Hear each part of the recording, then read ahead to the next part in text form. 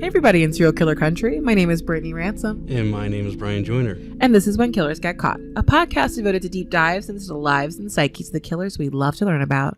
Each week we'll discuss something new and interesting in the serial killer world.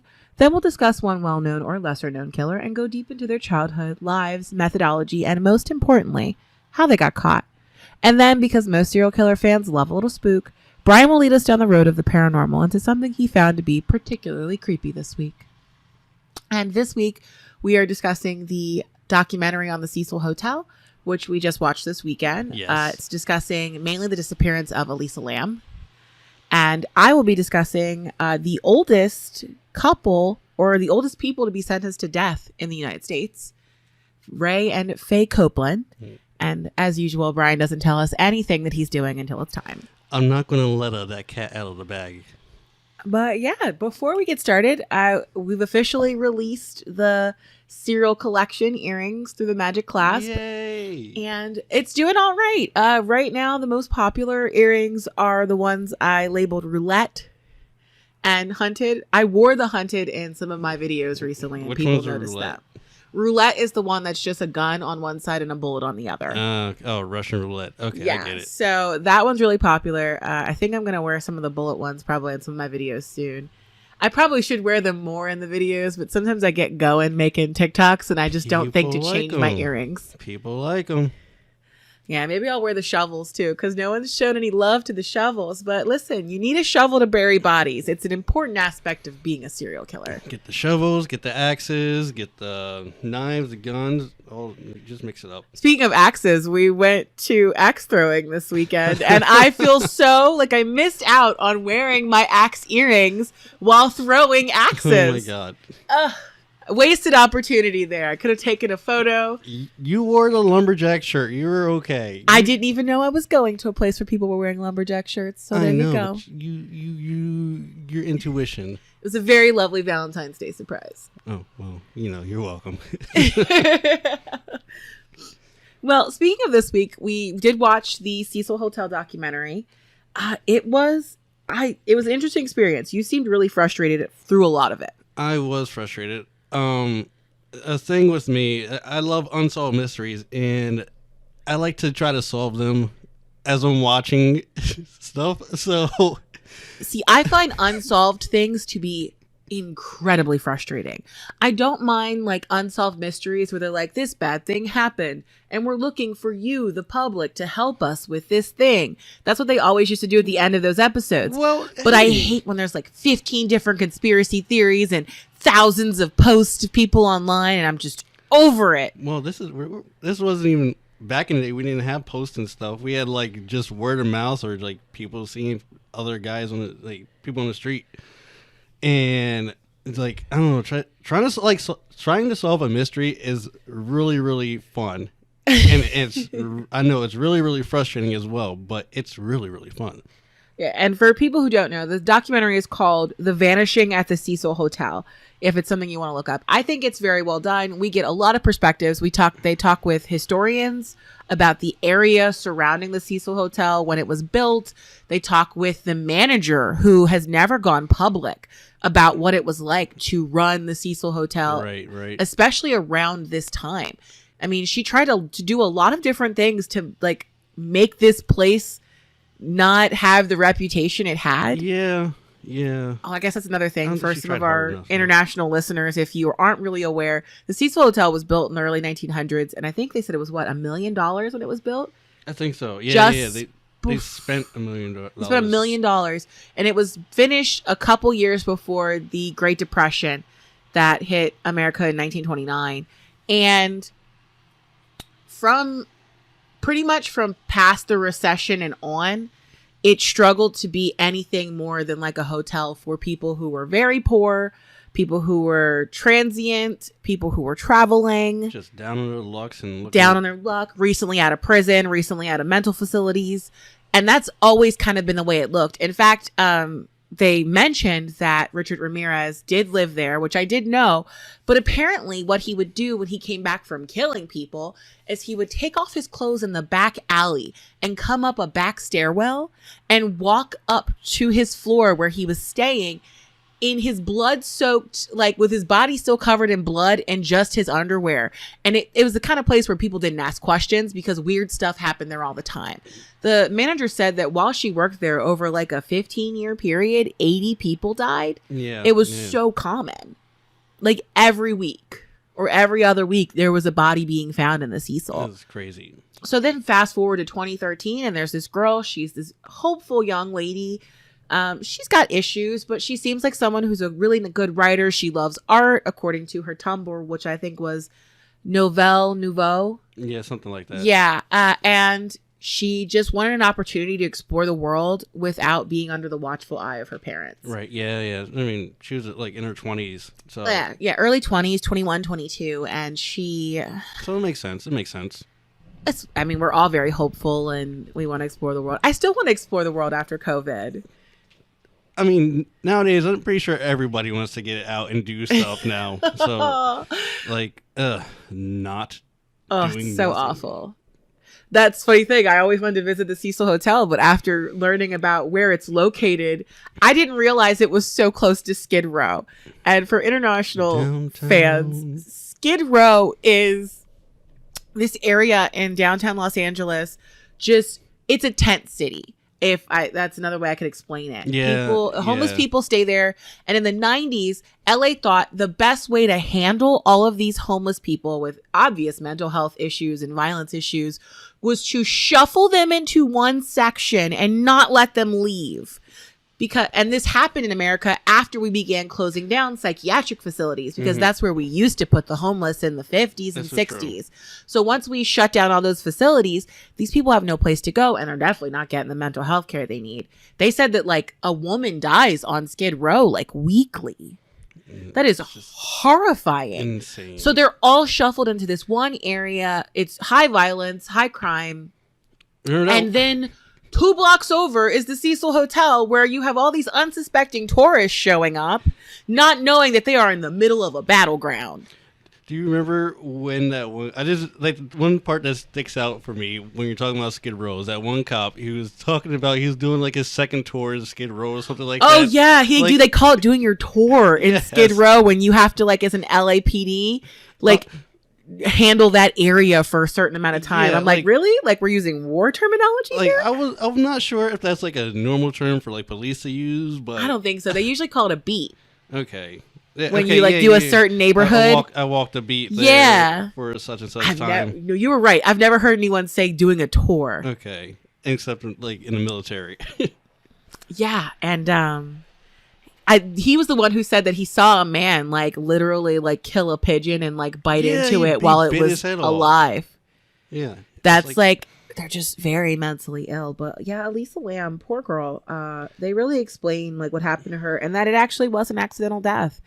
The internet likes to look at it under the guise of like conspiracy theories and all this stuff, but I actually I'm in a lot of different groups on Facebook, and some of those are ones that discuss mental health. And one of the medicines that Elisa Lam was on is one that I was on. It was called Wellbutrin. That's the fancy name for it, but it's bupropion. And then another one that she was on is Effexor, which the name they listed on the medicine on her autopsy report is venlafaxine. And I know that there was a situation when my psychiatrist quit the practice. And so in the area that we live in, there are so few people that you get like 6-week, 3-month waits before you can get a new psychiatrist. So I had a 6-week wait where I had no Wellbutrin. And my coming off of that was very bad for me. It was very harsh. And one of the things they noticed when they did the autopsy, the tox screen on Elisa Lam, is that she was taking her meds, but she wasn't taking the right amount. Yeah, they did say it was like low. It was a low amount that was in her system. So maybe she wasn't taking them, and then they were just running out of her system at that point. Yeah, they don't know if she was taking half doses, like what she was doing. But from what I understand, when you do not take Effexor, even missing one pill is enough to potentially cause like very extreme reactions. Like people in my one Facebook group were talking about how like they felt like incredibly groggy and incapable to move. And I remember taking the bupropion after my mom passed, and I just could not get out of bed in the morning. That was the reason why. Like, if I could manage to get myself out and doing things, then the rest of the day was fine. But if I couldn't get out of bed, I was just here all day, just sleeping all day. So that was my doctor's idea. Get you up and going with this essentially medically approved speed. Listen, I'm not going to get into medicine in the United States, but we could be here all day. But either way, that Effexor drug, that could be the reason why Elisa was essentially having a almost disassociative moment, or that elevator video that everyone has seen where she's so out of it and she's talking to people who aren't there. She's interacting with stuff in a way that doesn't make sense. But was there a person there? There was not a person there, Are baby. you sure? Listen, I don't disagree. Like, I totally believe the Cecil is haunted with the number of people who have died in that building, the number of people who have killed people and then gone into that building. Like, there's just a lot of death that surrounds that hotel. For people who watch American Horror Story, the season Hotel is about the Cecil. They got it. I only watched like half of the first episode of Hotel because of the very graphic sexual assault that happens in the first episode. That kind of was it for me. I don't know if I'll ever come back to it. I wasn't prepared for it, like people who were watching it when it actually came out. Yeah, I don't even remember like seeing that scene. Ooh, it's brutal. When it first came out on TV. And stuff. I stuff. don't like it. I don't remember if I saw that or not. You see or maybe I just repressed it. Yeah, maybe. I don't know. Maybe. But either way, like the way that the actual Cecil Hotel looks, like that really fancy first floor with the marble and all that, is identical to the one on the TV show. So they're very much picking up with that. Yeah. So it's a, I don't know what to call it, legendary, or like it's just an icon. Yeah, in LA. Right now it's closed. Look, I want to talk about that damn elevator. Okay. What about the elevator thing where if you push the stop button, it stays open for 2 minutes? I'm gonna try that when weird. I leave. I'm gonna try that when I leave here and see what happens. In my building, it doesn't do that. You have to hold it in place to keep it open. Exactly. I don't know where you go. But I'm saying the police have no reason to lie. They said when you push the button, it stays. Okay, but she just pushed it once. She didn't like hold it in. She tapped But that's how that elevator was weirdly programmed. Whatever. See, this is why I don't like this stuff. We have an answer. Just believe the answer. No, because there's a bigger answer. Theories. I'm sorry. There's a I don't know, whatever. It's not your fault. I just used to date somebody years ago. Oh, that's right. Who loved conspiracy theories, and they just love the circular talking and up and down, and I just want to know the answer to something, and I want to look it up and know the answer, and now I know. Yeah, but sometimes the answer's not satisfying enough. Well, you're not satisfied by the fact that the poor girl had a mental break and then decided she wanted to swim in a water tank. I'm satisfied with that. Oh my God. So wait, so you're cool with the fact that she wasn't taking her meds? Well, I'm not. You don't see you're twisting my words around. Well, no, I'm just saying, like, you understand that part and you accept that part of the story. Yes. You accept the part that they said the lid wasn't locked on the thing, and it's not that hard to climb up there and get up there because they found beer bottles and graffiti and cigarettes up there. Absolutely. So obviously everybody was going up there to get a good view of LA. Yep, I'm down with that. Okay, I understand. Then, because she was out of her mind, she climbed up the ladder and was like, what's in here? And she fell in. And here's the thing. You can't get out of it. There's no way to climb out of that water tank because nobody's supposed to be in it. And eventually, even if you're the best swimmer in the world, you're going to get tired. And more than likely, she got tired out and she drowned. Mm-hmm. All of that is something that you are perfectly okay with. Yeah. You are bothered by the fact that the elevator button kept the elevator open for 2 minutes. Yes. I mean, I don't trust it. I don't trust elevators to begin with. I know you have an issue with elevators. So definitely, I'm not going to trust this one. And okay, first of all, also, we still don't know how she got her clothes off. I mean, we don't know why she took her clothes off. Yeah, exactly. Was she just trying to, what's the word where you get naked and go swimming? Skinny dip. There you go. Maybe she just felt like skinny dipping in her state of. Like I said when I was watching it, maybe somebody from LA, tell me, is it hot in February? I'm pretty sure it's like our spring, like 60 degrees. Okay, so I mean, that wouldn't be like, oh, I'm so hot, I want to go for a swim. Like, why did she get? They didn't really cover that in the documentary. Why was she naked? Because they said they didn't find any signs of a struggle on her body at all. They did all of the tests, rape kit, all of that stuff. They checked. I just think, like, maybe she thought it was a giant washing machine, and she's like, my clothes are dirty, I'm wearing this all day, and then what? She went to grab them out and she fell in? Yeah. Okay. Yeah. I mean, that's reasonable. We don't know what she was experiencing when you're delusional. Yeah.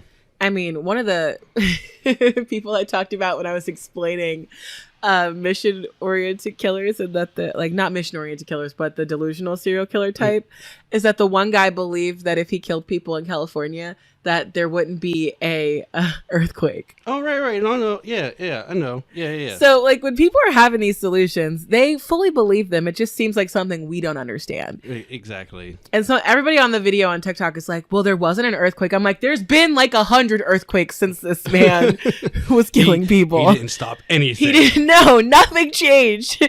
California has earthquakes all the time. Oh my God. But either way, great documentary. I think it was done very well, done respectfully. They really tried hard to humanize her and make people understand her and empathize with her. I also really enjoyed how they didn't make the online community look crazy. Except for the situation with the singer from Mexico. Morbid. How dare you guys... No. That was awful. How dare you guys? They saw that he was at the Cecil. They didn't even check the timestamp because he was at the Cecil a year before Elisa Lam died. A year before there, and he was like, where is he at? In Mexico when she went to Mexico? He was recording in Mexico when she died, and he said that like it was awful and it was nonstop. He attempted to take his life. He said he woke up in a hospital, and he said, like, honestly on the documentary that he even though it's over now, he's like, nobody said anything to me. Nobody apologized to me about attacking me. He was just like, and now I don't even feel like making music like I used to. It's not the same. Apologize to Morbid because that is serial killer community. Serial killer country. Please find Morbid online and say you are sorry. Whoever blamed him, say you're sorry. Like, because that's really like he was just a cute little metal boy. He's a grown man, but he's just a death metal man, and he was just trying to make scary music for the world. Yeah, it's just I was like, I felt so bad for him. That one really hurt. God. Yeah. This is not like don't mess with cats. That's not that. Yeah, if this was not Luca Magnotta, this was no. a good guy. But the internet went after him like he did something wrong. They're like, he definitely killed her. He was at that hotel. I'm like, as were probably several other thousand people in the year that this girl died. Too. You don't even know. The hotel has 700 rooms. So a lot of people stay there. Yeah. But yeah, as of right now, they're closed. They were purchased by a company in 2013 and they revamped it. And then that company spent $100 million to beautify it. And then they only sold it for 30. So they did not make their money. They lost. They closed again in 2018 for like a revamping process. And I think 2017. And they were supposed to reopen 2020. But of course, because of COVID, they weren't able to finish, I guess, restorations. Yeah. They're trying to really bring the hotel up because from what people were saying in the documentary, it still looks like in certain portions of the hotel, like the 1970s. It's probably just the top floors, right? Because the bottom floors they updated and made all trendy and cute. Right. It's the like top like 5-7 floors that need to be redone. So they're trying to make it like popular and interesting and good. And they're also trying to make more of those top floors into apartments. Right. Okay. So that means they're knocking out walls and making full units, probably putting in new plumbing. But hopefully they're saying by 2022, next year, they will be ready to reopen. And I still kind of want to visit. I want to stay there for like one night. If we go to LA, I don't want to stay there a whole week. We can stay there for 12 hours. How about that? I'm not ready. Listen, they are trying to get away from the reputation of being a by-hour facility. Okay, fine. Listen, okay, one night. Yeah, so if we were to go to LA, we would get a hotel near the beach because I want to be near the beach. Mm-hmm. And then we can stay at the Cecil for one night because I don't really want to be that close to Skid Row. That is frightening to me. I'll be updating my contacts and like letting them know. We'll post by hour TikToks from the Cecil. Just because you don't know. Listen, hopefully by the time they're open, we'll all be vaccinated and we'll be able to travel again. Yeah. I would like to do that. But anyway, we've spent 20 minutes talking about the Cecil Hotel. Hey, it's an interesting topic. It really was. And yeah, I'm going to jump into my section, which is talking a little bit about Ray and Faye Copeland, because we're still talking about couples. It's still February. We still have 2 more weeks of love to discuss. Though I don't necessarily know how much this couple loved each other. We're going to find out more. I can only say, well, maybe this was a distinction they were proud of, being the oldest people to ever be on death row, both male and female. Oh. Similar to last week's couple, the Lonely Hearts Killer, Ray and Faye Copeland had an extensive history of criminal activity before they actually upgraded to murder. And it gets ridiculous because this man kept doing the same crime over and over again. But I'm just going to jump into it. We're going to talk about Ray first. He was born in Oklahoma, December 30th, 1914, to Jess and Laney Copeland. Ray didn't really have much of a stable childhood as his family had to move around a lot. They finally ended up settling down in Ozark Hills, Arkansas. And while they were traveling, and mind you, this is like, they don't have a lot of money. They have a lot of kids. It's the Midwest, very rural. The area was still it wasn't Wild West-esque, but it was still very uncharted territory. Very small towns, farmers. I don't really know if that's the way it is now. I mean, there's more big cities in the Midwest now than there probably were in the early 1900s. You're right. But either way, his parents, even though they are dirt poor and struggling, have 2 more children because that's just how things were back then. They were bored, and that's what you do when you're bored. I mean, yeah. Unfortunately, the Copelands became one of the many victims of the Great Depression. And for those who don't know, we mentioned it earlier, but the Great Depression is one of the biggest economic declines in the world, and it started in the USA in 1929 and lasted until the 1930s. In the Midwest, the Depression arrived slower than it did in cities like New York City, but cities like Ozark Hills were already struggling before the Depression. So when it hit, it was completely devastating for people living in rural areas. And not only were the finances terrible, but during the Depression, there was a huge drought that hit this area, and it destroyed the farming industry, which is all his family really had. So on top of that, the soil was so dry, it turned to dust, and these areas also had to deal with these giant dust storms coating entire towns in dirt and dust. And I explain all this just to say that this was a terrible time in America to be a poor person. They were barely settled, trying to feed 3 relatively young children. And so Ray dropped out of school in the 4th grade to help his family with their struggling farm. He started stealing during this time, and it caused actually a really big rift in his family. He ended up stealing hogs from his father. He stole his brother's economic relief checks. So that would be like now stealing a stimulus check from your family members. Yeah. Oh, wait, you said he stole hogs? Yes, he stole pigs. Oh, from his dad. From his dad. But how do you steal pigs from his dad if he was still living with his parents? I'm guessing he was stealing them and selling them in a different place. Oh, okay. So, I mean, his dad was probably raising hogs with the intention of like selling meat. Right. Butchering them. But and he was just selling them on the side. That's not as bad as stealing a horse. Oh, he does that too, but we're going to get there. Oh, come on. So he got arrested for the first time officially at 22 years old for forgery in Harrison, Arkansas. He was released in 1940 and he was 26 years old. And he went to a local doctor's office just for a routine visit. And there he met the lovely Faye Wilson. Now, Faye was born October 4th, 1921 to Rufus and Gladys Wilson. They were a hardworking couple from Harrison who raised 7 children in a dirt floor cabin. Faye had a simple, albeit poor childhood, but not too much traumatic happened to her. And there isn't a whole lot I could find about her life before she met Ray. The 2 of them hit it off immediately at that doctor's office. They got married 6 months later, and they had their first son shortly after, and his name was Everett. And then 2 years after that, they had a second son named Billy Ray. Oh, nice. Billy Ray Cyrus. Now, they were running up against a big issue in Harrison, though. You ready for it? Everybody knew Ray was a crook.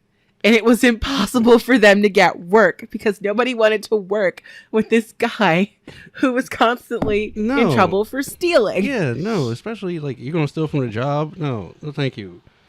Folks knew about all of his scams and cons. They just didn't want to do business with him. So Ray decides, like, let's go to California. And they moved to Fresno in 1944. This is where they have their third child and their only girl. Her name is Betty Lou.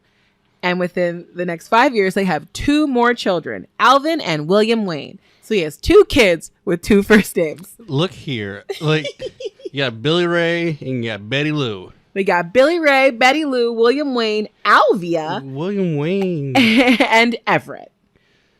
Oh, you got a Western, and you got a country singer, and you got a character from Dr. Seuss. Let's go.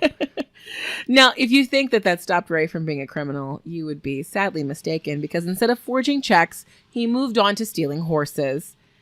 And the same year that William is born, 1949, he gets caught stealing horses. Well, no charges are filed in the city of Fresno. They still didn't really like horse thieves. And he moves back to Arkansas because nobody in Fresno likes him anymore. I told you, horse thieves are like the worst thieves. It's apparently a big issue. It's terrible. They're terrible people that steal horses. It's still 1949, and less than a month being back in Arkansas, he gets arrested for being a cattle thief. Stop. I don't even know how you, like, at least a horse moves fast.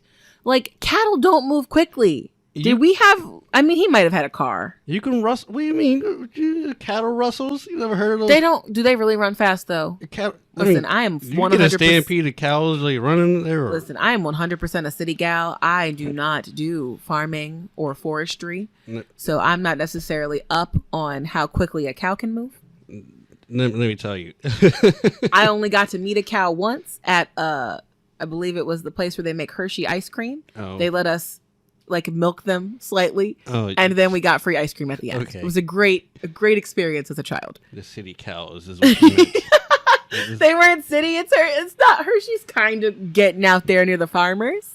I mean, yeah, technically, yeah, you're right. I just feel like you are talking down on me. No, because of I don't understand farming. No, it's okay. I thought you were a city boy too. What?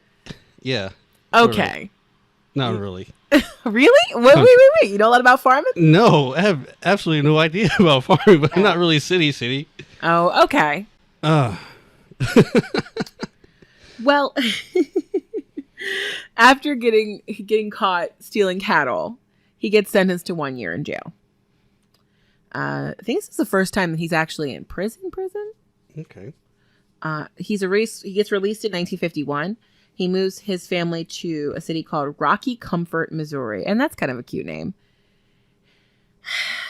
But he's still being a criminal. And he starts making bad cattle deals. And, okay, so this is kind of where he begins the process that eventually he ends up as a serial killer. Well, okay, my question is he writing like bad cow checks or something like that? Yes, actually. Oh my God, come on. He is writing bad checks and buying cattle. Oh my God.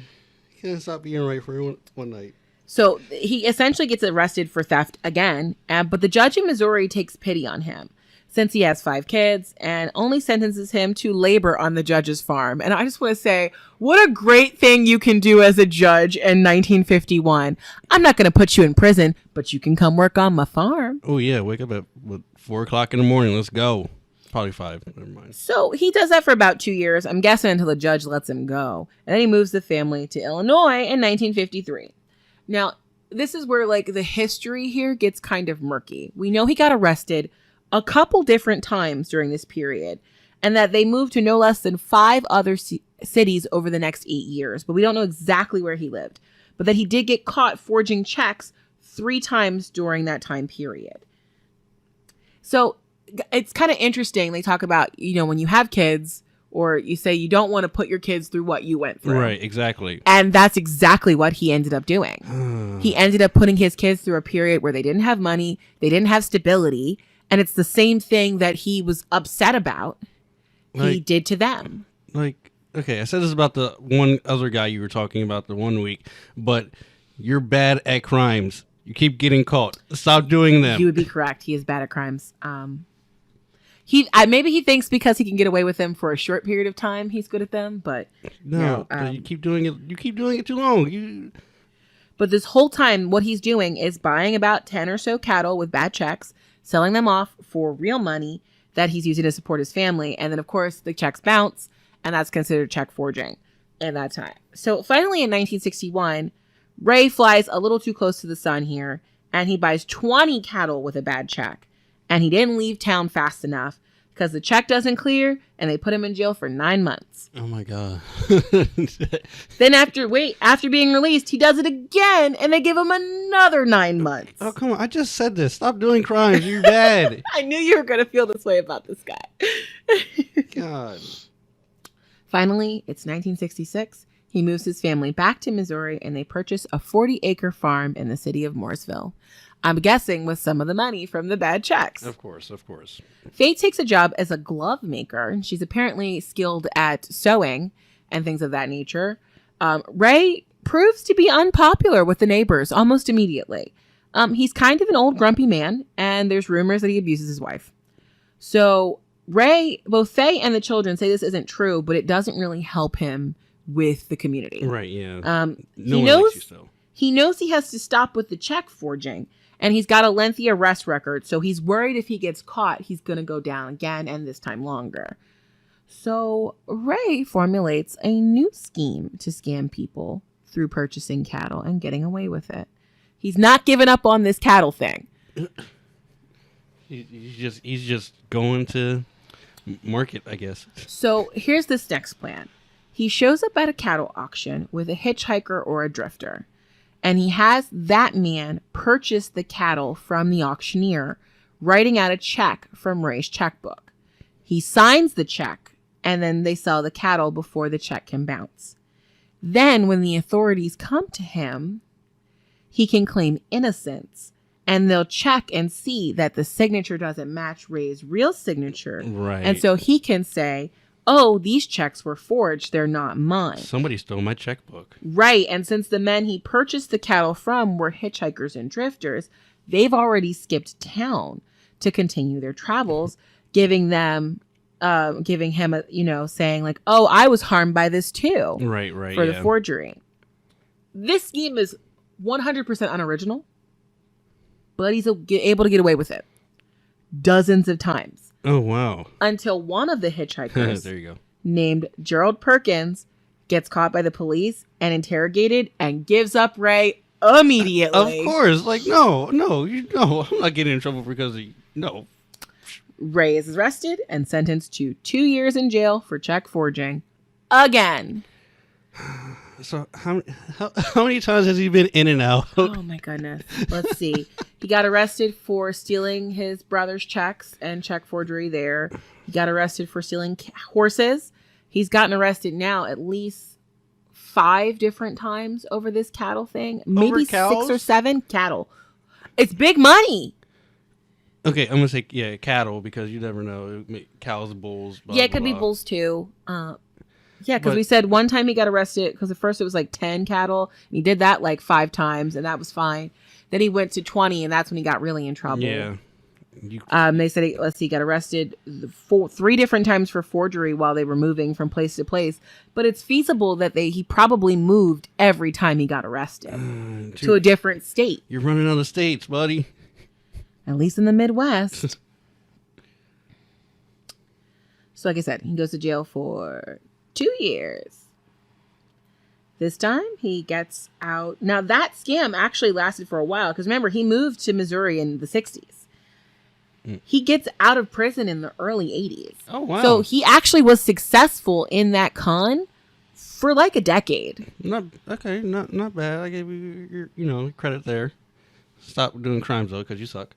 Well, he gets out of prison in the early 1980s. And although he's been to jail several times now, so many times, he is not done with being a scoundrel. He tweaks his scam just a little. Instead of having his scam victims write out checks from Ray's account, they would be told to get a post office box and open up a bank account in their name. Then he has them write checks from their own accounts at the cattle auctions. He tells the drifters that the auctioneers don't like him and that he's not getting a fair shake when he tries to buy cattle himself there. Of course, the real story is that the auctioneers know that he is not good for any money ever, so they refuse to sell to him. Right, yeah. And the men agree to help for a small fee.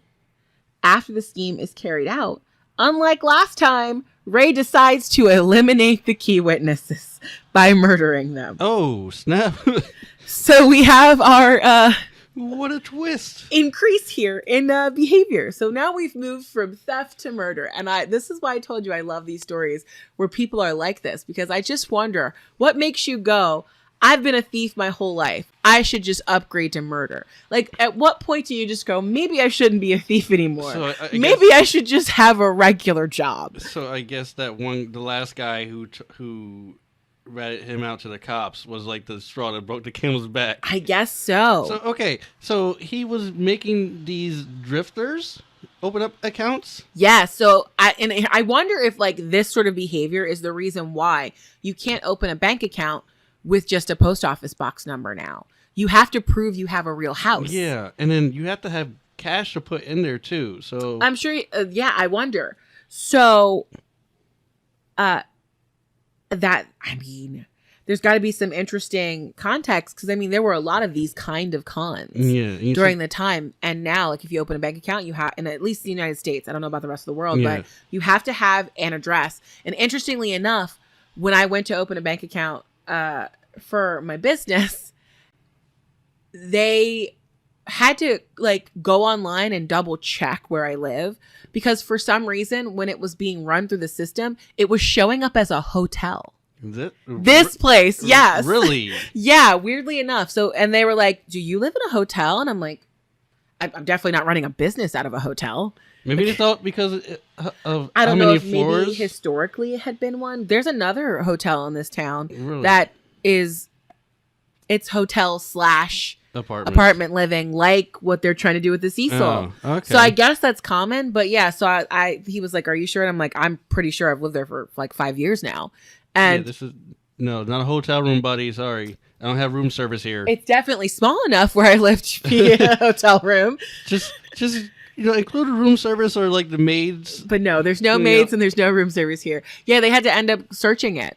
So that's a really big deal now for when you open a bank account.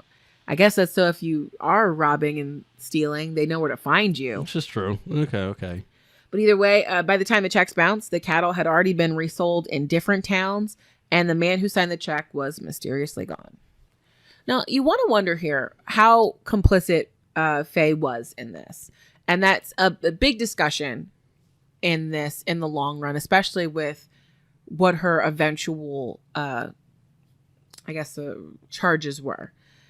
But I just don't know how you don't know that your husband is doing this. I don't know, but it's believed that she was complicit in some ways. She had to have known like buying 20 cattle at a time, right? Like that. You had to have known that he used to steal them or that he forged them. While y'all have been together, he's been in jail like 5 times. Yeah, like what is he going to jail for? Do you know? Yeah. Well, so between 1986 and 1989, at least a dozen men worked on the Copeland farm. And I'll tell you later why we know it's at least a dozen. And this con's going on, and it's going pretty good. I think they made about $30,000 overall, and that's $30,000 in the 80s, which is about double what we make now. So they made an additional like $60,000 doing this.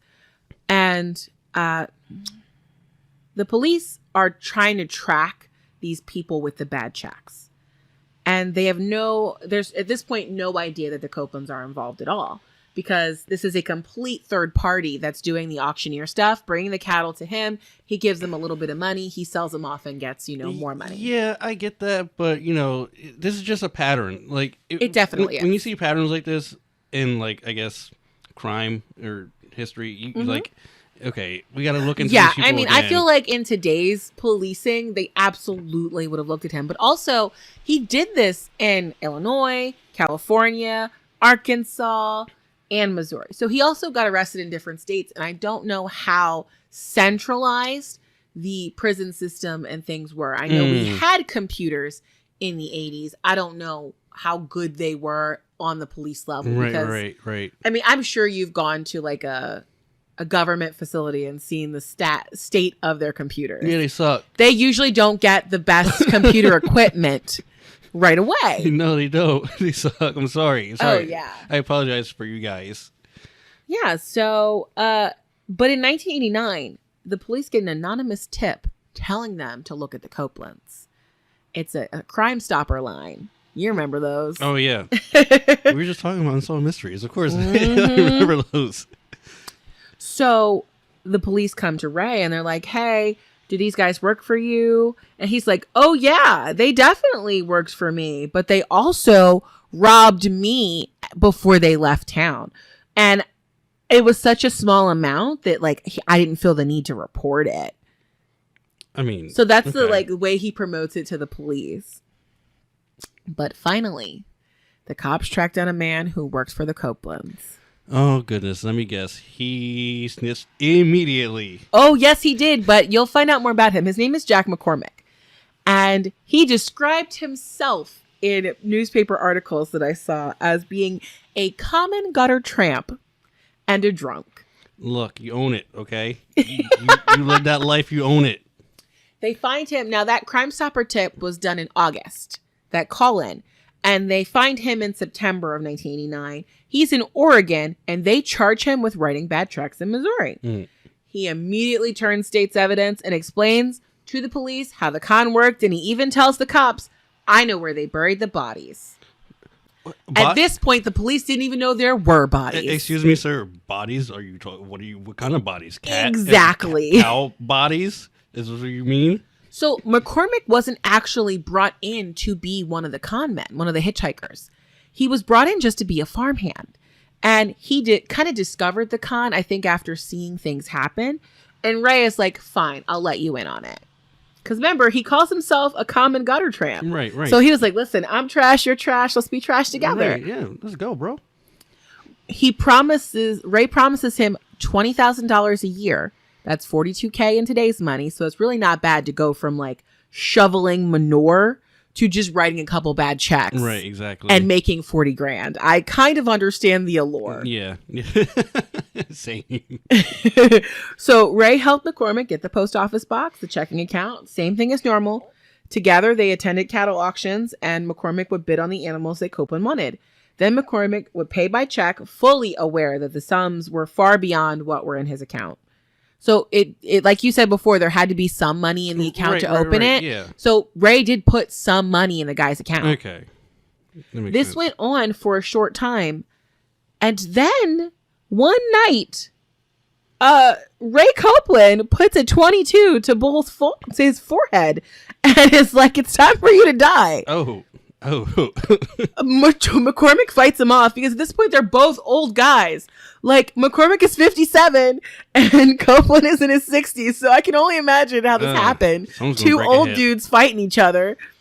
And McCormick runs off, leaves town, leaves everything there. He's the one who made the call to the Crime Stoppers in August. Look into those people, please. With that connection, the police are like, oh, cool, we got enough here. So at this moment, Ray is 75 as of 1989, and Faye is 68. The police are poised to swarm the farm, and Ray tells them, direct quote, you'll find nothing on my place. Oh. And he was right. What? They dug all over the farm for weeks and couldn't find anything.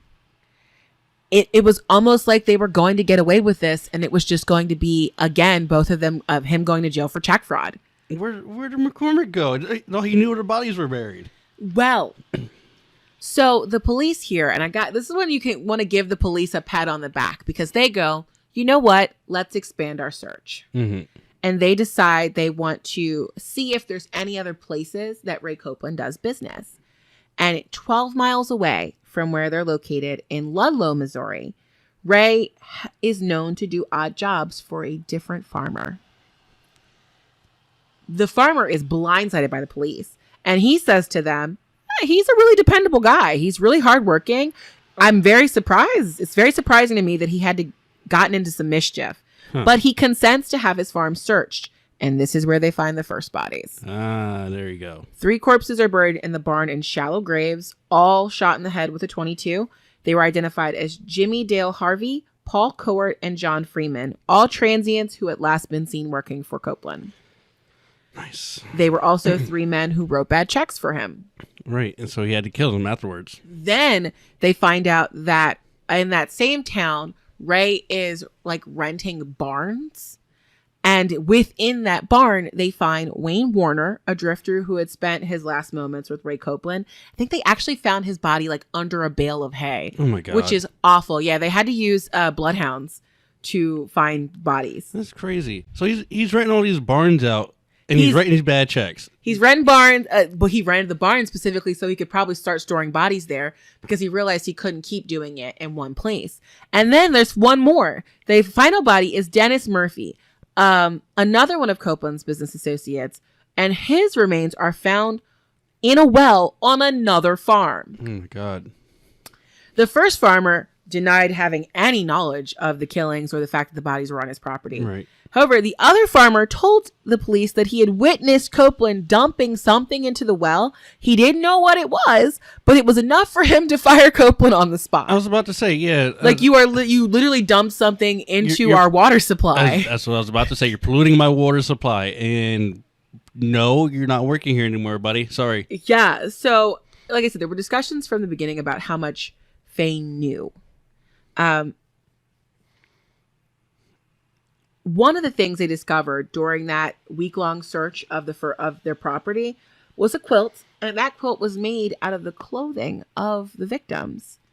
And they found a handwritten ledger with people's names on it, and 12 of those names had big X's. Uh-huh. That is why we believe that the Copelands killed 12 people. I see. Prosecutors actually quickly offered Faye a deal. If you reveal to investigators the locations of the other bodies, we will only charge you with conspiracy to commit murder, which is only a couple months in jail for your cooperation. Mm-hmm. And in all of the other stories that we've talked about, like, women kind of turn on their partners. Right, yeah. Karla Homolka turned on her partner. I would say technically last week, no, they were both kind of delusional. Yeah. But in a lot of the ones I've read, women turn. But not Faye. She does not cooperate, and she covers for her husband, telling the prosecutors that she was unaware of any killings that her husband might have done. And both the Copelands are arraigned on 5 counts of first-degree murder. Nice. Yay. November 1st, 1990, then 69-year-old Faye goes on trial and claims Ray committed the murders without her knowledge, and also that she suffered from battered women's syndrome. What the hell? Wait. Wait a second. So she kind of tried to do like Karla Homolka and oh my God. What? Look, I'm not going names. I don't know. Martha Beck did. So she kind of like, I'm not going to name names. Listen, I love my husband, but also he beats me. Oh my God. So the thing is, her defense detailed the abuse at the hands of a cruel husband. Her children testified that they witnessed their dad beat them, and that she was the dad was also terrible to them. I found an article from the Associated Press, like when this trial was going on, that detailed what the kids said. And that, like, they said dad was a hard man, and he, like, it was his way or no way. Like, they definitely tried to, like, push this narrative that Ray Copeland was this monster. You're throwing him underneath the bus, and he was doing all that crimes and killing for you guys. Yep. But the court is not swayed by her testimony or any of her experts. And they say that she had to have known something, because why were you keeping track? Yeah. Like, that's not his handwriting. It's probably her handwriting. It was her handwriting. Yeah. She was keeping track of who he was killing. Look at this. No. Anyway. And she is found guilty of all 5 charges against her, sentenced to death by lethal injection for 4 of the counts, and a life sentence without parole for the 5th. Then, several months later, they have the trial for Ray. That's March 7th, 1991. And he is also found guilty of all the charges against him and sentenced to death by lethal injection. Okay. But we don't quite get to... Both of them were not actually executed. Because remember, they go into prison at 69. That's right. They're still... And 76 years old. Right. So they died. 2 years later, Ray dies while awaiting execution at the Potosi Correctional Facility. From the moment Faye goes into prison, people are trying to get her out. They're trying to overturn the death sentence, everything. On August 6, 1989, so after 8 years, her death sentence is overturned because the evidence of her involvement is deemed not enough to warrant that sentence. However, she is still to remain in prison because it's still a murder conviction. So this prompts outrage from several women's rights activist groups who protest against her still being in prison and say that, like, she's been in jail for almost 10 years now. She's, this is all she did was just know what her husband did. She didn't help him. No, but she didn't stop him either. Well, then that's exactly what the court says. They're like, no, thank you. In December of 2000, after an attempt to reinstate Faye's death sentence a month prior. So the state hears all these protests and goes, you know what? Maybe we should sentence her to death. And then she dies. Well, so there's this organization called Missourians Against State Killing, MASK, and it's run by Tom and Jeanette Block. And they continued to fight for her release from prison, even in 2000. And they requested that people send in letters of support for Faye with a petition for her release to then Governor Roger Wilson. On August 10th, 2002, Ray suffers a stroke that leaves her partially paralyzed and incapable of speech. As a result, she gets paroled several weeks later to the Morningside Center nursing home in her hometown of Harrison, Arkansas.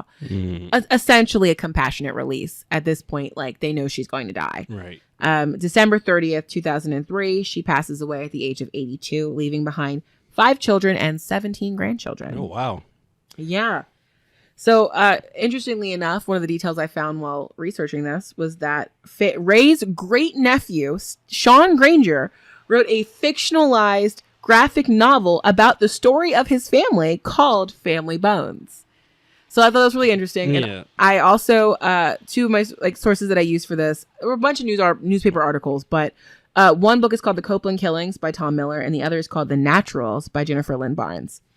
And yeah, Ray and Faye Copeland go down in history as being the oldest people to be put on death row in the United States. And I'll kind of leave you with one thought. All of those 7 other exes in Faye's journal, we never find out what happened to them. Oh my God. And we don't know where they went or whether they've been buried somewhere in Missouri. Do they know how far away the farms were from his house? They knew that those first 5 were 12 miles away, those 5 that they found. Okay. But we don't know if he got better at hiding them, if he worked out further. I mean, at this point, I don't... In somewhere. They're somewhere. Another well or something. Maybe. Somebody's bones are in your well. Someone's bones could be under your house if you live in Missouri.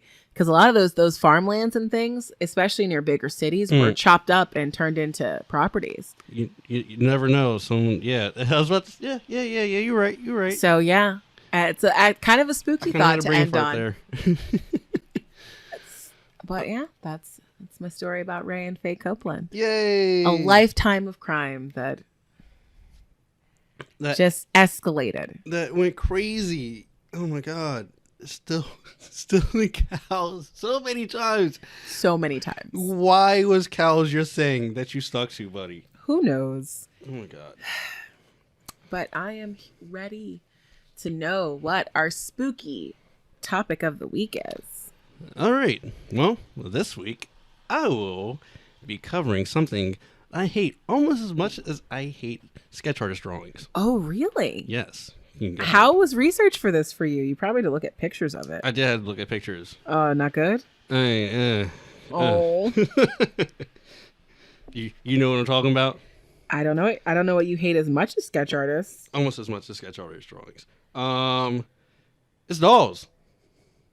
I hate dolls. Oh, you don't like dolls? Oh, there's so many good doll stories. Yes, I know. The Island of the Dolls. Yeah, we're not talking about That. No, What's his name? Oh, what's that one? What's his? Oh, he's Robert.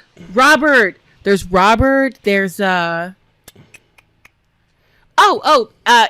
Yeah. Mm-hmm. There's so many I love haunted doll stories. Mind you, I won't have a doll in my presence, but I love the stories. Yeah, no, I don't like dolls. I hate the ones with the glass eyes, really.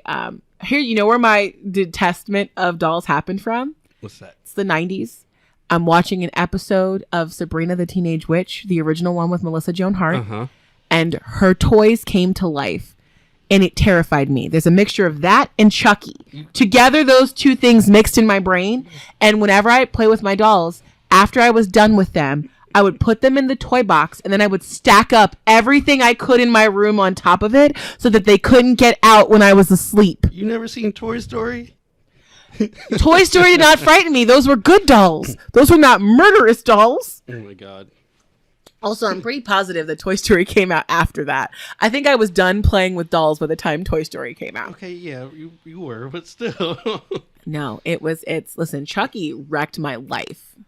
And I've rewatched it as an adult, and it's still spooky. Really? It's really still a quite frightening movie. It's entertaining to me. I was never scared of. No, there's a scene when Chucky is sitting on the floor in the lady's apartment. Yeah. And she drops it on the floor, and then it crawls under the couch. Yeah, and he's gone. Oh, I lose my mind when that scene happens. Oh, I hate it. Okay, so I'm not afraid of dolls. I just don't like dolls. I can only imagine if I was in a room or just anywhere and a doll turned its head and looked at me. How quickly... Listen, I don't run very often. I'm not a running kind of gal. But there's only... I would run for my life. The only other time I can think of running was when my friend and I were trying to get good seats to the premiere of Black Panther, and I took off running and he took off running, and we just went for it, and he was like, I never saw you run so fast. But I probably also, if I saw a toy move, like I just sitting here and it turned its head and I'm like, oh. Yeah. So I get it. I understand your fear. I'm not afraid of dolls. You said you don't like them. I don't. Okay, fear and not liking is two different things.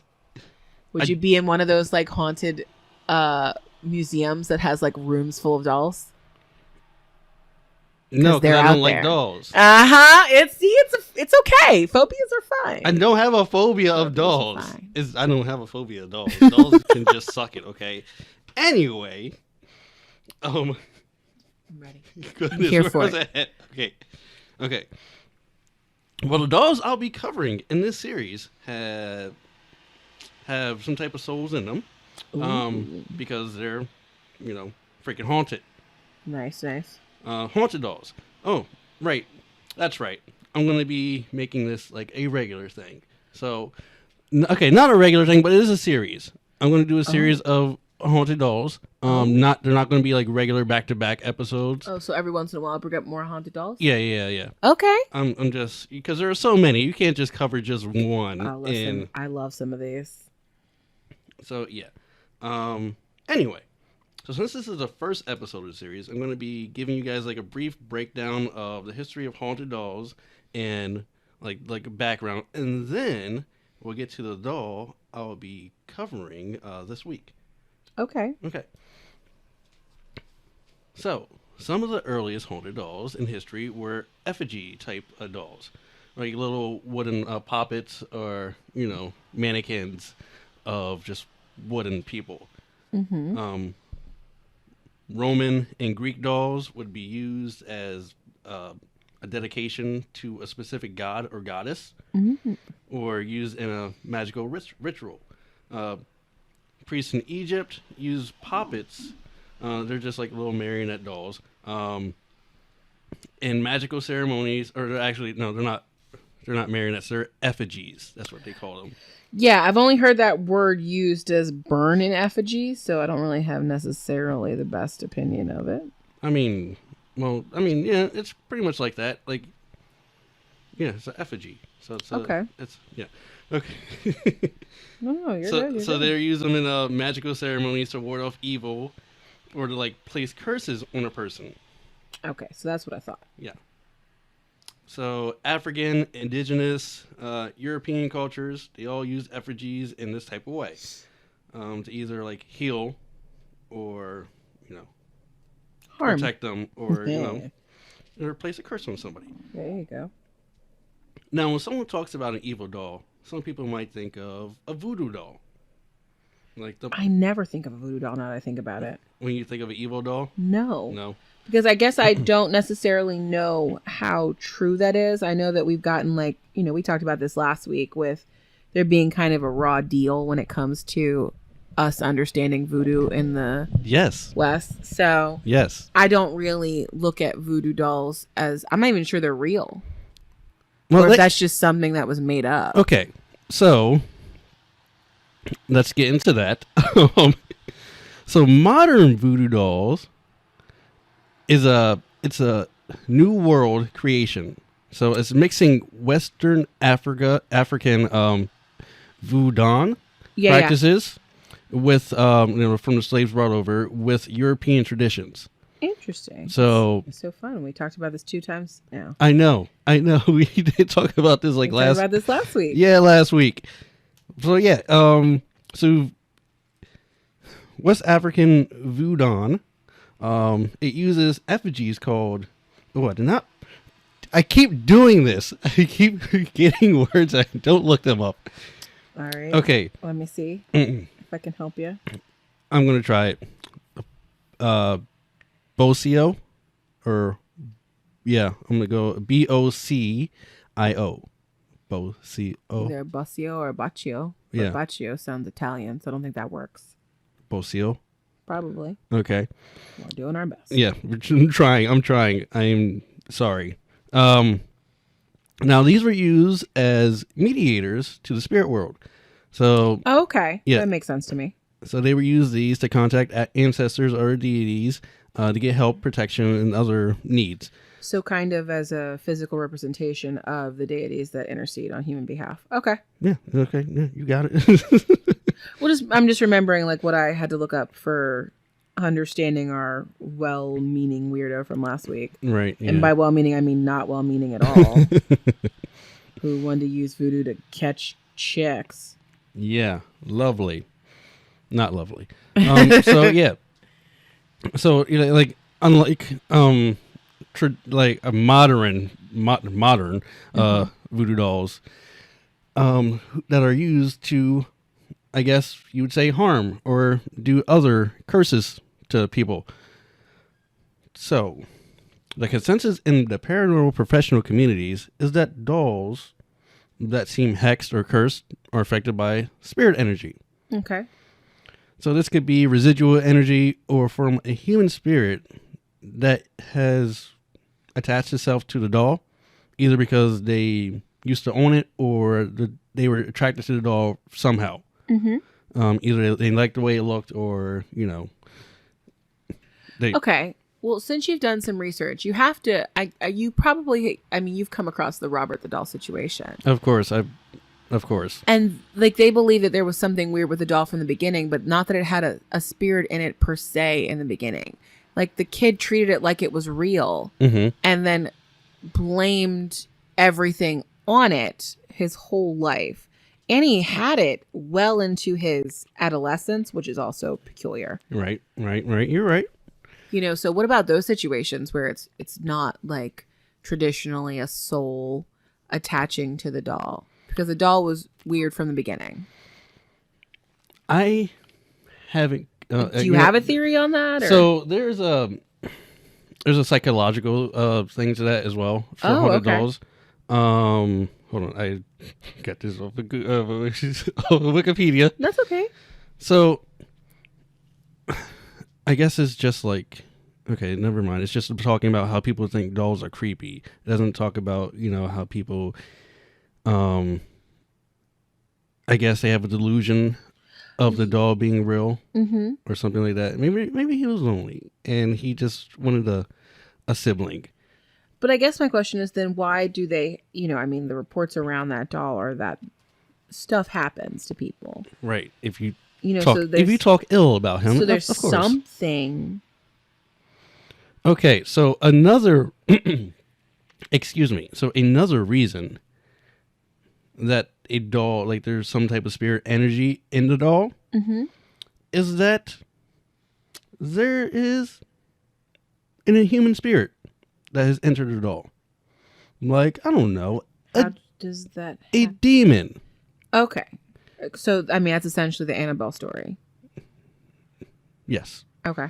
So yeah, like a demon has entered the doll, and like it like either it was bound to the doll or it just went into it by itself. Like somebody summoned it and then like they trapped it into the doll. Right. I mean, that is essentially the real story behind Annabelle. Yeah. Is that whatever entity is attached to it has been bound to it now. Yeah, and or they just they like the doll and they're like, let me get this body, and Well, it's a useful tool for something that is inhuman to, what's the word I'm looking for? Kind of lower your defenses. right, yeah, exactly. Because it's cute and, simple. Mm-hmm. So, yeah. I mean, that makes sense to me. Okay, so that's basically all I have right now for the history of Okay. your haunted dolls, or dolls that have spirits in them. Okay, so enough about that. Spiritual attachment.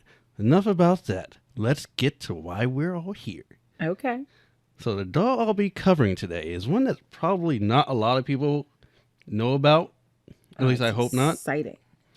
But it doesn't matter. If you guys heard about it, good. If you haven't, great. Okay, so this doll's name is Letta. Letta, the gypsy doll. Oh, I don't think I've heard of this one. Okay. If anybody was paying attention to the beginning of this episode, I made a pun. No, did you? Nope, I didn't pick up on that at all. I said I'm not going to let the cat out of the bag. Oh my goodness. I'm sorry. That was such a. This is why I ask you: do you become a dad? When do you start releasing the dad jokes onto the world? As soon as I want to. As soon as I want to. All right. As soon as they pop in my head, that's when I start releasing them. All right. Okay. Let's continue with Letta. Okay. Letta's story takes place in Australia. So our Australian listeners probably know a lot about Letta. Or they'll be excited because they've been begging me for content on Australia for weeks now. So there you go. You got an Australian story today. Okay. Now, even though the doll's name is Letta, it's definitely a male doll. Letta was found by Kerry Walton while he was visiting. Ooh, I did not look things up. Oh my God. I am sorry, Australia. I'm going to pronounce this wrong. It's spelled Wagga Wagga. Oh. So I'm pretty sure I said that wrong, but I am sorry. I meant to look this up. I meant to look everything up. I just lost track of time, and I was like, I'll do it while I'm writing next time. I'm sorry, Australia. Anyway, he was visiting there for his grandmother's funeral. Then he visits a rundown house, which is also known to be haunted. I guess it's from his childhood. He's known this house as being like a haunted house. He just visited random haunted places? Ooh, so the reason why he visits there is that Carrie, he sells antiques. Oh, okay. So he was antique hunting. Yes, this All right, is exactly sensible. I get it now. He was looking for treasures. So he begins searching in the house of the old cellar with the flashlight in his hand. He's searching around, doing like a sweep with his flashlight in the cellar, and it lands on something that startles him. At first, he thinks it's like a dead child. Oh, God. That's how big this doll is. That would be frightening. But so it's one of those big ones, too. I know, right? I don't like those. I like my dolls tiny. So I could kick them and stuff. No, just because... If they start running at me, I can kick them away. No, you can't. Never mind. Remember, have you ever watched Tales in the Hood? Yes. Okay, the one story about the dolls hopping out of the painting. I don't remember that. Oh, no. Maybe that's repressed memory, too. Maybe it is. But there's, okay. Listen, there's two things that ruined me as a child. Were definitely Chucky and the Melissa Joan Hart episode. But also, gosh, there's a series of short stories, Creepshow. Mm-hmm. The last one in that first Creepshow movie with the roaches coming out of the man's body. Oh, right, and yeah. they like drowned him in bugs. Made me terrified of roaches for the majority of my life. I mean, they're not pretty, so yeah, I understand. Just they were coming out. They ripped out of his chest. So. Okay. And I love horror. Mm-hmm. We'll watch all of them all the time. We do it all the time. I know. But yeah, so anyway. But yeah, it's a huge scary doll. Ready? I'm here for it. Okay, so. I don't want to even look this up. I don't want to see the picture. Okay, I'll describe them to you anyway. Okay. So what he sees is a lovely, creepy looking doll. So it's more like a large marionette doll. So that's even better. It's male with a large hooked nose and dark piercing eyes. Okay. Not gonna lie, when I saw the picture, I was like, oh, this thing is really, really ugly.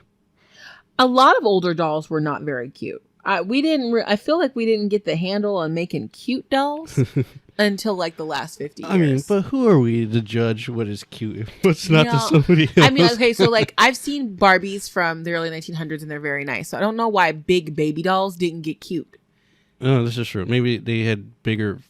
The feature, I don't understand. I don't know. But like definitely early 1900s, late 1800s, those dolls were something awful, especially like the burlap dolls. Okay, I know what that you're talking weird, about. like Yeah, like their bodies. Brown, like the bodies, and they're soft. And yeah. Also, who in the like, what is up with the plastic dolls with the soft bodies, but they have the bobbleheads and you can just hit people with them? Obviously, you can tell I work with children. I've been hit by these dolls. But anyway, so Okay. Got a weird nose. And he's just got some, like, his eyes are just piercing. Yes, piercing. So I'm guessing glass. Yes. Okay. I'm assuming. Okay. So, nonetheless, Carrie scoops up the doll and leaves with it. So his intent is to sell it, though. Yes, he's an antiquer. Yeah. He found something nice, so he probably either he would sell it or add it to his collection. So the creeps begin almost immediately. That's how it happened. Yep. Carrie, who came along with his brother, were driving home from the house, and they had a doll in the back seat, and it's covered in a sack. And whenever there's a passing car going by on their headlights shining to their car, they can kind of see like the sack start to move. Like they can see the sack is moving. I'm not okay with this. Like the doll's trying to get out. Oh, I hate it. So like the two of them are like they brush it off for like a little bit. But and then, how though? And they start like joking about how the doll is trying to say "let me out," and based on the sounds, there are sounds coming from the burlap sack, the sack as well. So, "let me out." That's basically where Letta got his name from. Oh my god! And after that, they all lived happily ever after. The end. Perfect. Love it. Let's do it. Okay. What a great podcast. Right. So anyway, Carrie gets Letta home, and his dog, who was normally like a mild-mannered little guy, he immediately tried to attack the doll. Mm-hmm. And well, he was barking and snapping at it, like just trying to destroy it. His family members would say that the doll's eyes would follow them around. Mm-hmm. One day, his kids would play with the doll until like just one day, his kids were playing with the doll, and they left Letta in their room for the night. Later on, the kids woke up screaming because I'm guessing because of the doll, and this made Carrie put the doll into his basement storage for about 5 years. It didn't leave the storage? Well, he put it in storage for 5 years. Interesting. And yeah, no, it did not leave storage after like 4 or 5 years. It did not leave storage. So even though the doll was locked away, Carrie was still curious about it. So one day, 5 years later, He takes the doll to the Australian Museum in Sydney. He was told that the doll was made by an Eastern European gypsy craftsman about 175 to 250 years ago. Okay. And I forget the right word. Oh, right. I'm not sure. Gypsy. What is the term? This is in the book. I'm not even sure. Yeah. Give me a second, because I feel like we have to reference that there is Romani. That's the right terminology for what we used to refer to as gypsy. But so Romani people created it.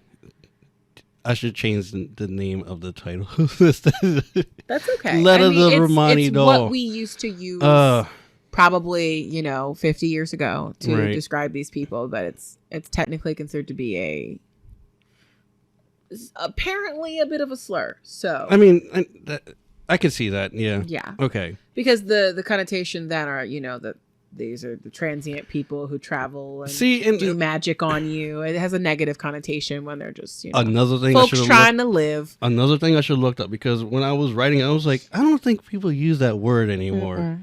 So Romani people, they believed in spirit transference. So placing a spirit into a vessel after a death. Oh, okay. See, I didn't know about that. So there are some fascinating things about Letta. So he has human hair. Oh, okay. And his eyes actually have simulated blood veins etched into them. Okay. So they look like real eyeballs. Well, they're supposed to be symbolic of real people, so I get it. Mm-hmm. It also has a brain. What do you mean? He has a brain in his head. Like made out of what? I'm not sure. It did not tell me. In the book I read. So many. What? He has a brain in his head, which can be seen when a doll's head is like lifted up, and you can see it. I have to look. Let a doll brain. And that's all I want to know. Oh my god! And I guess Carrie said it looked like it was like balled up, like wet newspaper or something like that. Are you looking? Okay. Okay, the doll's horrible looking, but I care more about the brain. What's the brain made out of? Why are people taking pictures with it? Ugh. I'm just scrolling through photos of people with this doll. Okay, let me carry on. Yes, you keep going while I look for what the brain's made out of. So since the doll is so old and so unique, Carrie, he decides to sell it. Old weird things always cost a lot. Right. Show me the lie. It, of course, didn't take long for a nice offer to come in for the doll. So Carrie heads out to the buyer, and when he gets to their place, he tries to get out of the car, and he realizes that he's like glued in his seat, like he cannot move. And then he realizes that Letta won't let him get rid of him. How? Because like Carrie, he cannot get out of the car. He physically cannot move out of the car. Oh. To try to get out of the car to get to the buyer's house. So he's like outside the buyer's house, just stuck, or he can't even leave his property. No. So he drives there, but he can't get out of his car. Like he's stuck in his car. Like, did the buyer like look for him? I don't think so. I would have been like, okay, where's this guy? And go outside and you see him just there. I mean, I think he could drive away, but he couldn't get out of the car. He couldn't. Interesting. Yeah, he could not get out of the car. Did it say anything to him? No, it did not. He just realizes that, like, Letta's not going to let him get rid of him at all. At least not that easily. Not easily at all. But everything wasn't all that bad for Carrie in regards of like having Letta in his life. Mm-hmm. The doll seemed like a good luck charm to him. Like his collectibles business, it wasn't doing well financially at first, but after he got Letta, it started popping. It went off. It was booming. And he and Letta were constantly asked to appear on TV talk shows and different exhibitions. or affairs. So this is when a psychic named, I'm going to say her name wrong, Keisha, contacts him. It's all for her. I just don't feel really solid about like psychics that contact people. You know what I mean? Mm-hmm. Not that I don't believe that that's a ability that exists for people. I just think the ones that like call folks and say like, "Hey, did you know that you're haunted?" I'm very dubious about those. Okay, so like if a random psychic like called me out of nowhere saying, "Hey, do you know such and such about your life?" and blah blah blah. Well, especially after telling you about a doll that you've been on TV promoting. Now, I'm not sure if he's been on TV yet. I know they've been asked to. They've gone to different like trade shows and things so it's been in the news at least. Yes, people know about it. Yeah, so see, I would feel very like about this particular psychic, but I'll let you continue. So she offers her services to him to hold a séance. So she pronounced that the doll had memories of a tragedy and it felt sadness over a child that had drowned. So, I mean, the doll was created in the likeness of a child's. Oh, right. I mean, does that? Was it? Have you saw the picture of it? It does look kind of like B-roll. It looks like a caricature of a Jewish man, honestly. Like something that you would have seen in like old school World War II propaganda. Okay. But so maybe, that's just how whoever they made it look like, that's what that person looked like. True. So whenever Letta was taken outside, like outside of his house, Carrie's house, it would be raining every time.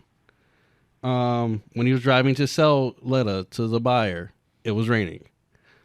Every time. And the psychic believed that the rain represented the child drowning.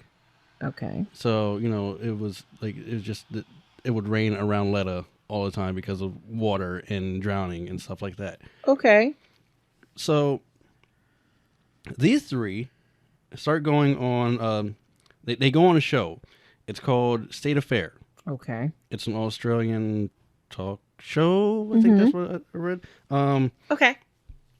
So they bring Letta to Keisha's office, so the camera crew could get like a few things set it out, so they can see how they're going to record the psychic holding Letta, and then how Carrie's going to hold Letta. Just rehearsing. Okay. Basically, and a few things happen. Okay, I'm here. I'm ready for it. I'm excited, kind of. So, when they first arrive into the building, automatically a painting falls off the wall. Okay. Then, when Keisha, the psychic, placed the letter on her lap, she could feel it wriggling around. Oh, I hate it. And next, last thing, when she tried to tell like the camera crew about like this, and they're just like, "Oh no, you're lying. You're cap." Okay. And where's that? Oh, so yeah, they're skeptical. So to prove himself, Letta slowly turns his head towards the kid. I said it. I know, that's why I was waiting. I know, I was waiting for it. I bet you I could go on YouTube and find this too, couldn't I? I don't know. I'm going to look it up after we're done. I'm going to look it up just because I'm a glutton for punishment. So Letta slowly turns his head towards the camera crew, and like the psychic says that you can hear the wood creaking from his neck as he's turning his head towards them. And as soon as he turns his head, oh, I missed something. Hold on. Yeah, okay. as soon as he turns his head, a light blew out, and one of the crew turned like sheet white, and he ran off. Understandable, buddy. Yeah, understandable as all. Yeah. So what the book said is the psychic takes this opportunity to tune into the doll again, and to get a better picture of his memories. Okay. And I have quotes of what she said when she looked into the doll. Hold on, let me find this real quick. Hold on. Load phone. Thank you. Okay. As I tuned into the doll, I discovered the soul of a 6-year-old boy trapped within the wooden vessel.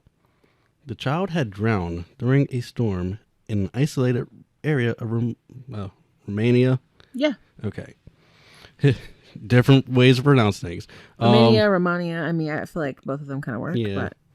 But His father, overcome with grief, fashioned a life-size figure in readiness for the ceremony of soul transference.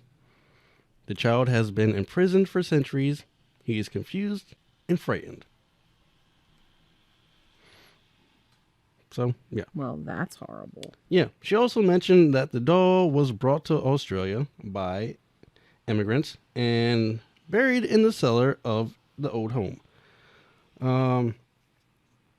So she tells her whole studio audience this, and soon enough word spreads and even made it to the ears of an American paranormal team. Of course it did. Who was the one? Who were the ones? It doesn't say in the book. Oh, I want to know. It's super interesting. So they get contact of Carrie, and they're like, okay, hey, can we hold another seance with the doll? And he's like, yeah, sure. So they hold another seance, and they get the same info as, Keisha, confirming what she said about, the story that she got from the doll. They did add one more thing, though. They told Carrie that he would never be able to get rid of the doll. Did they say why? No, he did not say why. But there's one more part at the end of why he should not get rid of the doll. So of course the Americans wanted to take the letter on a talk show circuit in the U.S. And Carrie said no. He said, I'm going to do an Australian tour instead with, local people, because this is, my country. Why the heck would I go to America to do that stuff? I can do that right here.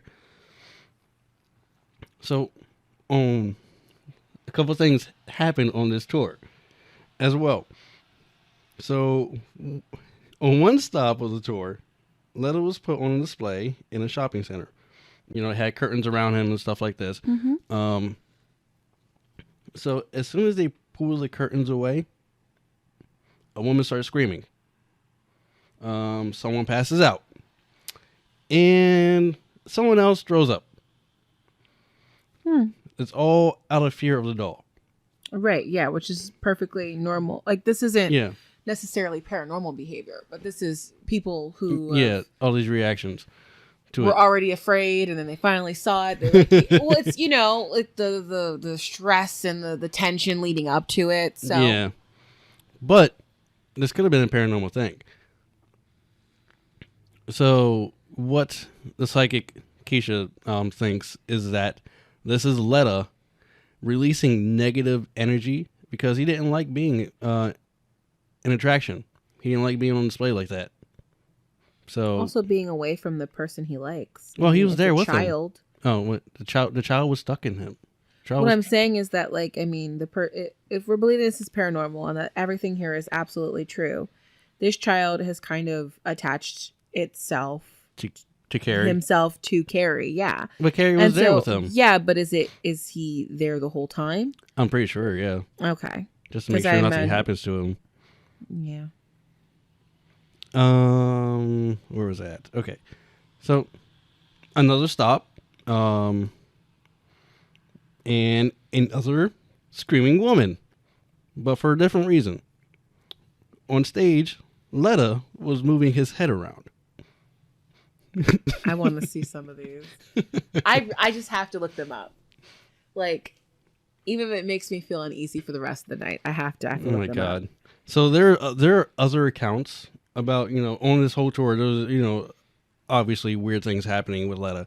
So there's another account with Carrie's wife, and she claims that Letta could change his facial expressions. Interesting. So you can go from happy at 1 minute, and then it'll be a sad face on him. That Another happens. minute. On a doll? It's been reported with other dolls before. Really, I've never heard of this. Okay. Like when I was reading the story about this Letta, I was like, I feel like I'm like reading about like a living person. Like they're very, you know what I mean? Mm-hmm. So even to this day, unusual things happen around Letta, but Carrie and his wife think Letta is a good luck charm. And Letta is not for sale for anybody trying to sell it, anybody trying to buy it, by him. God, pronouns. Gotcha.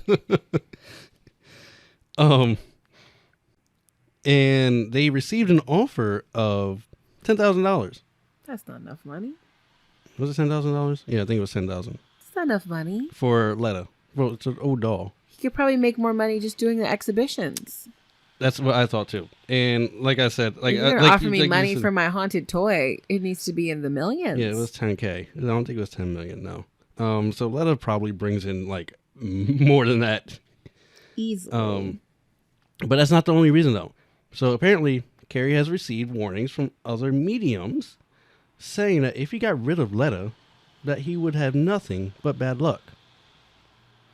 And Letta is still in the possession of Carrie till this day. I'm not sure if Carrie. Well, when I just did a Google search just now, I saw like a YouTube video that said I got to meet one of the most haunted dolls in the world, and it was from 2019. So there you go. So apparently he's still allowing people to meet the doll. There you go. He still has Letta in his clutches, or Letta has him in his clutches. There you go. And that is the story of Letta. The haunted doll. Haunted doll. Tune in, I don't know, some other time, and I want to cover another haunted doll. There you go. That not a lot of people know about, and one that I find interesting.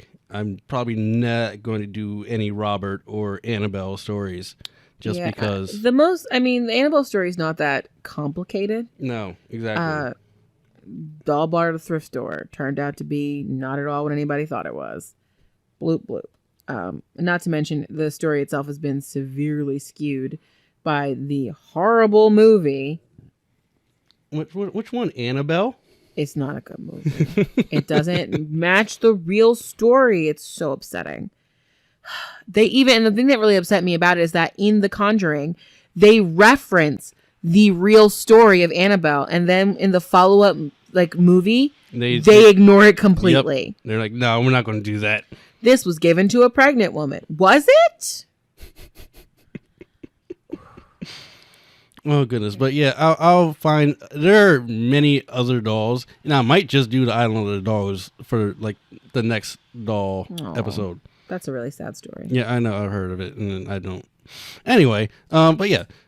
So that's all I have. I hope you guys liked it. I think we had a good time tonight. It wasn't too spooky. Look, if you're afraid of dolls, it's spooky.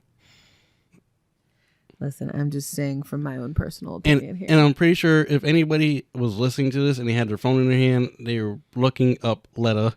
Oh, I'm sure. And they saw the pictures of him. It's not the cutest of dolls, but we did talk about how older dolls are not very cute. Though I am very interested in how it was made, because to say that it's over 200 years old and it's kind of made in it seems like a more modern style. I mean, that's sculpted. Yeah. So like it's a sculpted face. The reason why they think it's that old is because there were nails at the bottom of his shoes, and I guess those type of nails were used. You know how they. I'm not sure if you know a lot about like carpentry and building stuff. Not a lot, but I'm open to listening. So they can date like nails back that far. Oh, that's cool. That like different like specific type of nails that were used in carpentry 100, 200 years ago. There you go. Yes. Though that does kind of lend itself to, it doesn't fit the stereotype of the Romani people because they're deemed to be like people of the wilderness. But of course, I'm sure there were regular people. You know what I mean? Yeah, they said it was interesting. It was an Eastern European craftsman. So yeah. So yeah, I mean that's interesting. Yeah. So there you go. Anything else you want to add? I don't think so. I would say we had a lovely time this evening, and thankful to all of our sponsors. You can always leave us a message on When Killers Get Caught through anchor.fm, and thankful to everyone who's purchased a set of earrings. I've been very excited about that. Would love for you to continue looking at things. All purchases do go to help the podcast. Right. Also, if you guys could do us a favor, I know I don't like I sound like a YouTuber right now. If you could on Apple Podcasts, rate and review us. That would be great. If you really, if you like the show, rate and review us. If you don't like it, then just don't say nothing. You don't have to say anything at all. Okay, just don't rate and review us. Okay, but if you like the podcast, rate and review us. Go right ahead. Yeah, it's very exciting just to see what everyone's thinking about. And as usual, I'm still working my way through. By the time you hear this, I will be almost done with the 50 States of Serial Killers series. Ugh, it's been a several week process. Right. And I meant to go on Twitch this weekend, but we had stuff to do this weekend. I'm sorry. So I guess this weekend, when you're hearing this, I'm talking about this weekend. What's your Twitch? What's it called? It's I think it's still Foxy Trainer. There you go. Yeah. Yes, twitch.tv/Foxy Trainer. And I'll be at us. You can talk to us about anything. I'm sure Brian would love to talk about spooky things while playing a game that's not at all spooky. I mean, it is kind of creepy. Which was that one? The one where you were like the office guy walking around? Okay, look. Did you see some of the scenes of the freaking spider monsters? Weird. Weird and creepy sometimes, okay? But regardless, thank you so much for listening, and we will see you next week. Bye-bye.